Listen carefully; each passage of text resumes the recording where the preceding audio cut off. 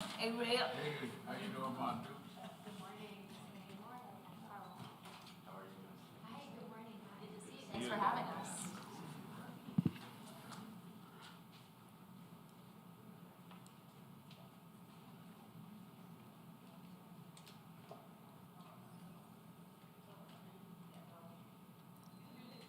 We ready? Good morning. Let me welcome all of you here. And joining us, of course, is the state president of the NAACP, the Honorable Hazel Dukes, representative for Assemblywoman Latrice Walker, who was going to be here but had a family emergency, and from CPC, Sister Cohen. Is that right? Let me say that it is significant to us in the civil rights community that Congressman Dan Goldman has decided to introduce as his first bill in Congress something that strikes to the heart of American democracy, and that he chose and asked to come and announce it here, where we have fought for voting rights all of our decades of existence and have hosted everyone from Mrs. Coretta Scott King many times to John Lewis to Jesse Jackson, who mentored me, and who right here, President Obama and Clinton and others have come. The threat to voting rights is real. The threat to voting rights is not something that we can fear in the long run. It is immediate, and it is the core of civil rights in this country. We cannot just fight to maintain democracy in Ukraine, and we should, and not have democracy all over the United States practiced where it is easily and available to citizens. And a lot of these barriers are set up particularly to deal with people of color. So for Dan Goldman to stand up and lead this charge, we at National Action Network are glad he chose to do it from our platform. We are calling on members of Congress to support him. I would hope in the next coming days, the Congressional Black Caucus and others come and flank him on this. This is a bipartisan bill. I would hope that members in the Republican Party will remember they once had a member of the party named Abe Lincoln, and that they should be standing for equal access. The three principles that he will outline works for everybody, Republican or Democrat. To say you want to have more locations, to say that you want to be able to count the votes as they go, the three things he will outline will work for either party. So it's not a setup that will help just one party. It's a setup that would assure equal access and even access and accountability to everyone. So it is great pride. I bring you the author of this bill, someone that once he was elected, one of his first stops he came to see us. So he's not a stranger to us, but even more important, he is dealing with a problem that is too familiar to us, Congressman Dan Goldman. Thank you very much, Rev. It's really great to be here at the National Action Network in the House of Justice to be able to make this announcement. And I'm very honored to be flanked, in addition to Reverend Sharpton, with some real, true civil rights leaders who have been fighting for equal justice and civil rights for decades. And let me introduce our next speaker, who is a legend in her own right, Dr. Hazel Dukes, who is the president of the New York chapter of the NAACP. Dr. Dukes? Thank you so much, Congressman. And to my brother, Reverend Sharpton, he said it. We've been fighting for decades on this area because voting is the heart of the civil rights movement. I have looked at Mississippi and Alabama, but we got to look in our own backyard. Here in New York State, we did get a passing for the John Lewis bill by our senator out of Brooklyn, and the work that Assemblywoman Latrice Walker, who we've been with. But when Reverend called us together, the Civil Rights Group, the Urban League, the NAACP, the Brenner Center, and so many others. We come together on this issue. As he said, it's not about a Republican or Democrat, green or blue or yellow, whatever they want to make of this. This is the fundamental of the United States of America. Every man and woman at the age that the state law says should be eligible to vote with no barriers that would hinder us from them. Early voting is very important. We really should have a national day that nobody go to work, that they could take to go. So thank you, Congressman, for this. We stand with you. This is the right place for you to announce it here at the House of Justice. Anything we want the world to know about, it comes out of this place. For many years that I had the privilege to stand here to sign the alarm that it's not about Republican or Democrat. It's about the rights. And that's what we're about today. And whatever we need to assist you, Congressman Goldman, we are here to stand with you. And most certainly, when Reverend Sharpton calls, we answer. Thank you, Dr. Dukes. As the Rev said, Assemblywoman Latrice Walker was going to join us but could not because of a family emergency, and Assemblymember Al Taylor also was going to join us, but he is dealing with a tragic incident that occurred in his district this morning. But we are lucky to have from the Brennan Center for Justice, where I was honored to be a fellow for a period of time and is one of the leading nonprofit organizations focusing on democracy and voting rights around the country, Jasleen Singh. Thank you so much to Representative Goldman for inviting the Brennan Center here today and for your leadership on voting access. We are proud to have Representative Goldman in Congress and as a Brennan Center alum. His leadership on democracy and accountability issues have been critical to advancing the cause. And today we are so excited to express our support for Representative Goldman's voting access proposal, the Early Voting Act. This act is an essential piece of legislation to protect the right to vote in this country.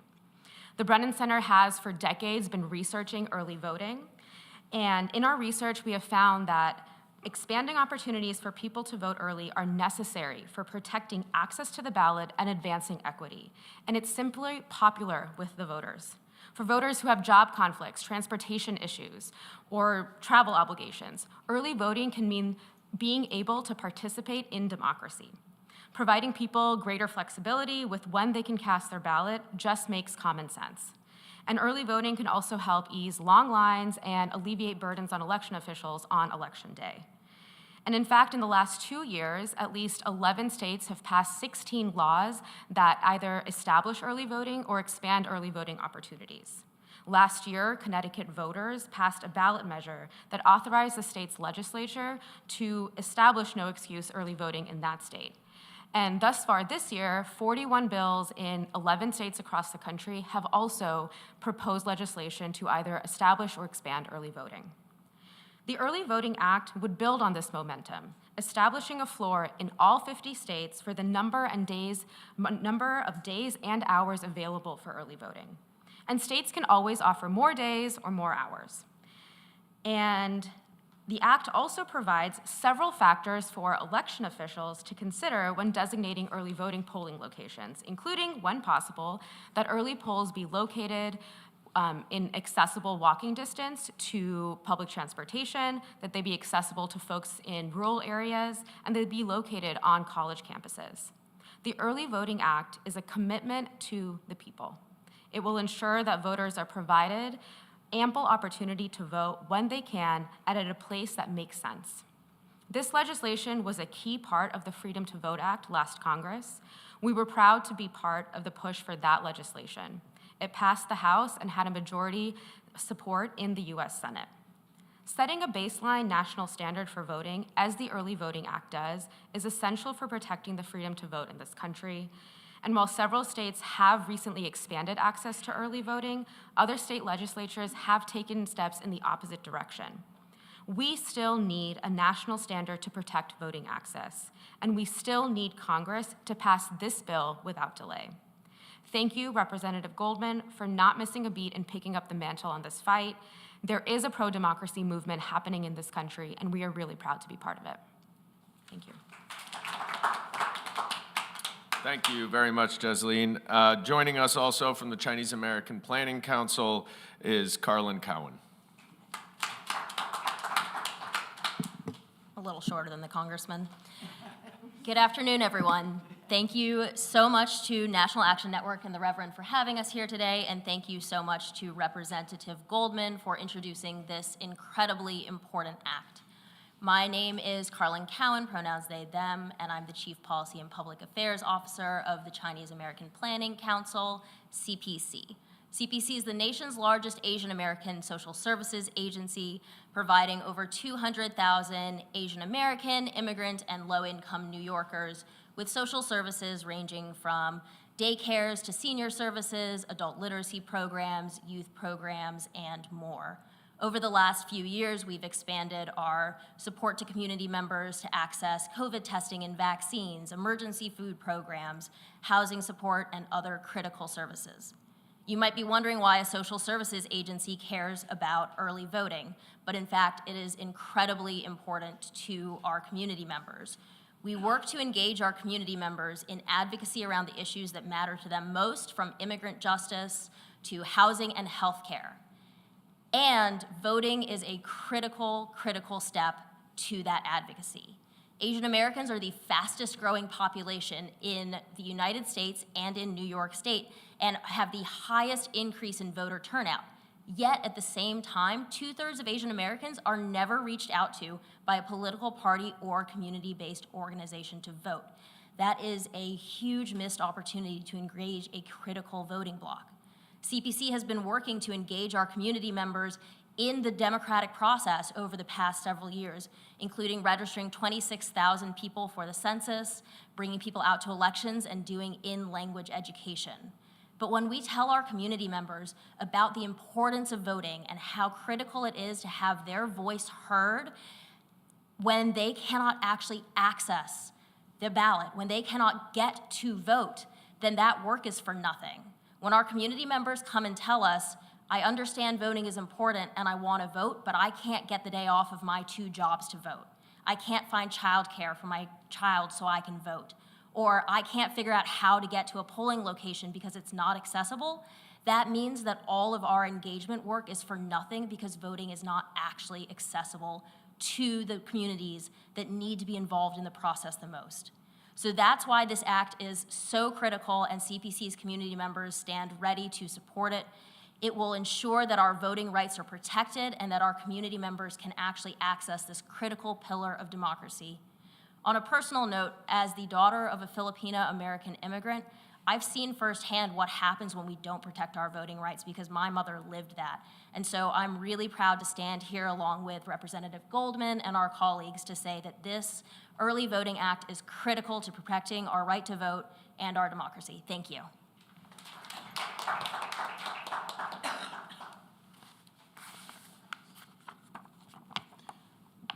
Put this back up. Sorry, I should have done No, that's okay. That's all right.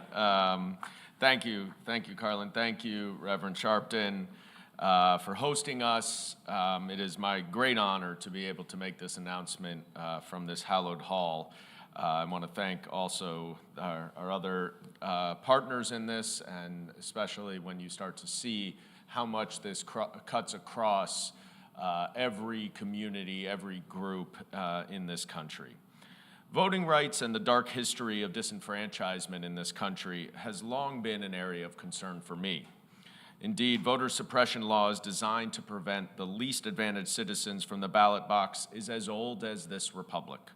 It has taken many forms over the years, but it has always been a constant means for those in power to protect their advantage.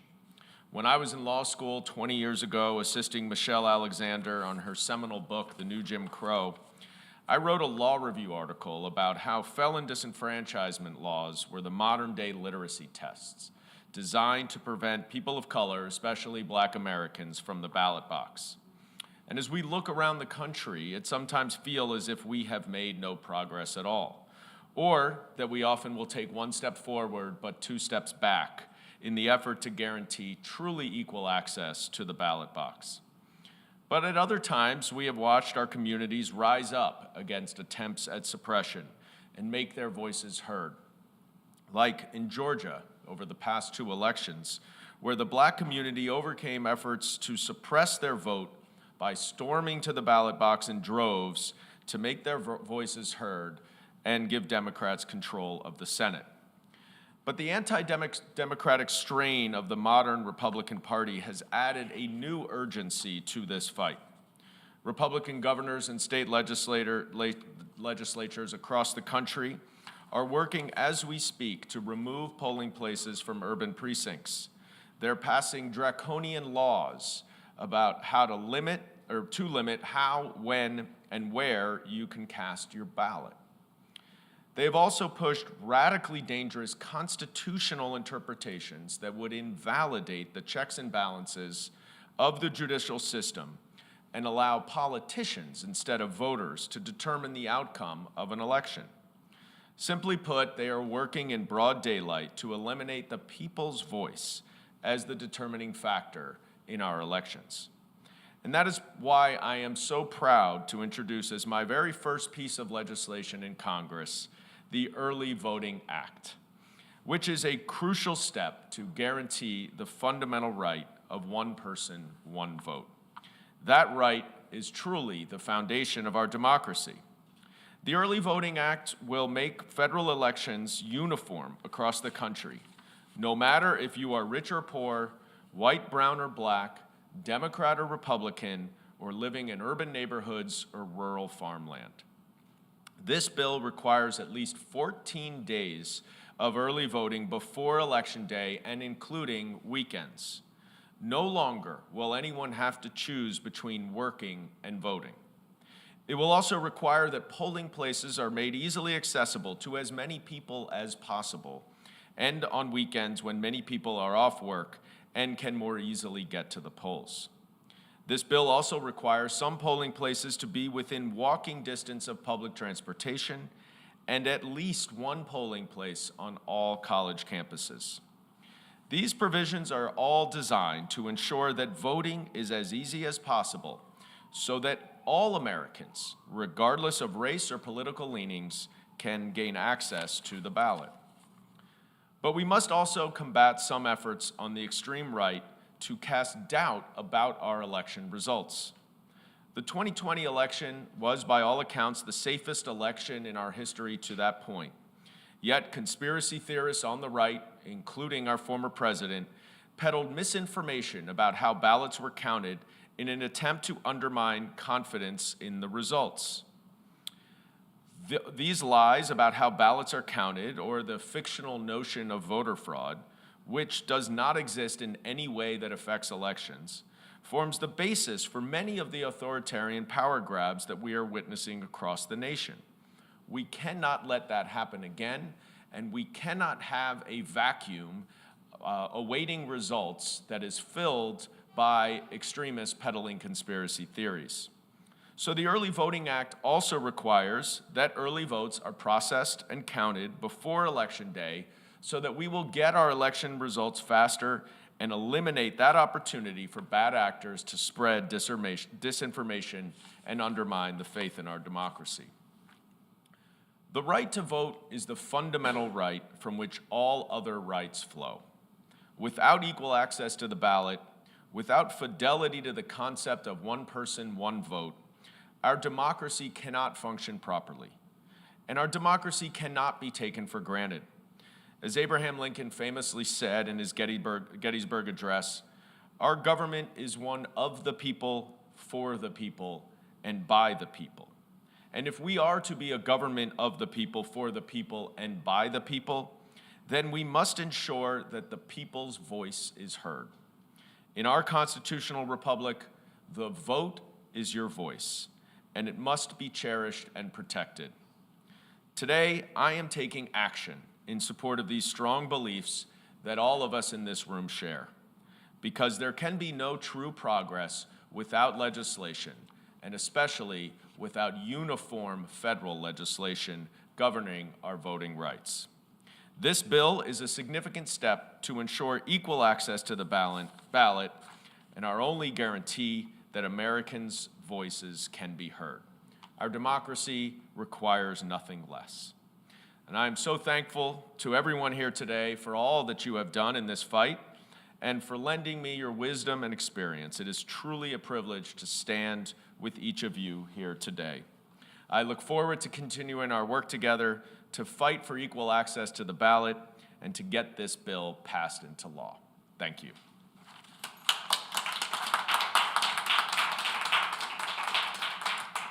Before the congressman and panel takes questions, let me just say that it is very refreshing to us as you have one member of Congress saying we need to have a national divorce and lead us back to the Civil War, that we have a congressman in New York that's bringing civility and accountability to the voting process. Not that I ever suggest to the media what to cover, but you can do Marjorie Taylor Greene here and Dan Goldman here, and that is where we are in this country. Any questions? Yeah.